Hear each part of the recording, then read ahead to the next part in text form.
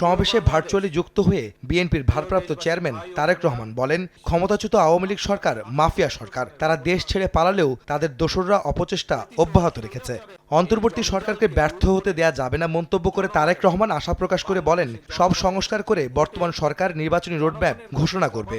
এই সরকারের কোনো কোনো কার্যক্রম সকলের কাছে হয়তো সাফল্য হিসাবে বিবেচিত নাও হতে পারে, কিন্তু এটি আমাদের প্রত্যেককে মনে রাখতে হবে, এই সরকারের ব্যর্থতা আমাদের সকলের ব্যর্থতা, বাংলাদেশের পক্ষের গণতান্ত্রিকামী জনগণের ব্যর্থতা। সুতরাং এই অন্তর্বর্তীকালীন সরকারকে কোনোভাবেই ব্যর্থ হতে দেওয়া যাবে না, যাতে নিজেরাই নিজেদের ব্যর্থতার কারণ না হয়ে দাঁড়ায়, সে ব্যাপারে তাদেরকেও সতর্ক থাকতে হবে।